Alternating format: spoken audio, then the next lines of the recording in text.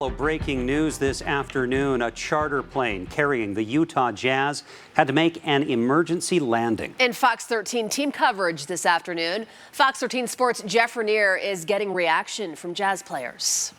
But first, Spencer Joseph is standing by with the latest from the airport. Spencer. Yeah, that 757-200 that was part of that, that was the plane that got struck by that flock of birds. It has now been towed back to the Delta hangar for repairs. But we want to start with these just incredible images just into our newsroom of the damage. You can see in them the left engine of the plane, parts of the outer cowling have come off. You can also see debris inside the turbines, and it looks like that's not the only damage. The front nose of the plane also taking some damage from that flock of birds. Thankfully, no one was hurt and members of the team were able to get off safely. Now, a Delta spokesperson has confirmed that after hitting this flock of birds, that left engine was shut down and the pilot declared an emergency and immediately turned back to the airport. Bird strikes are relatively common in aviation, but ones that cripple an aircraft's engine are more rare.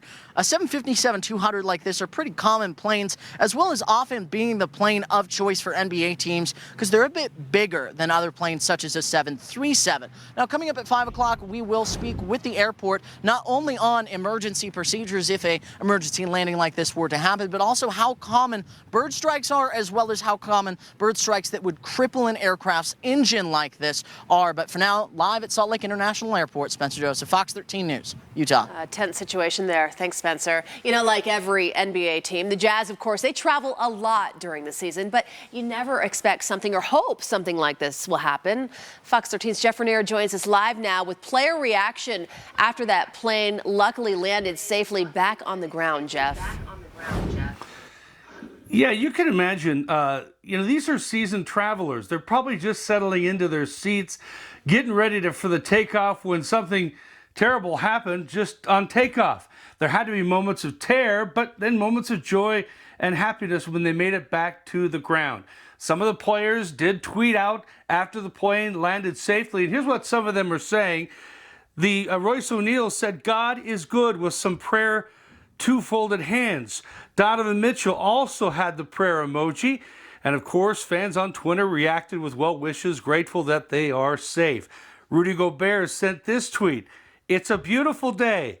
It truly is. Thankfully, the Jazz were able to turn it around and make it safely on that plane.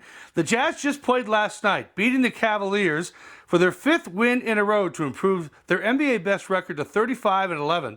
The players and team personnel were told to go home. They went home after the plane landed safely. Jazz PR told me they were still working out details on if and when they would fly to Memphis. Although we did see that there's a plane rescheduled from Salt Lake City to Memphis at 5:45. We're trying to look into it and get a clarification from the Jazz that this is in fact another charter flight for the Jazz later this afternoon. Hopefully we'll have those details for you tonight at Live at 5. All right, Jeff Rainier, thank you so much. Now, airplanes strike birds more often than you might think. Our content-sharing partners at the Salt Lake Tribune reported that in 2018, the Salt Lake Airport had 280 bird strikes. Most of those were minor incidents, but together they caused $675,000 in damage to planes.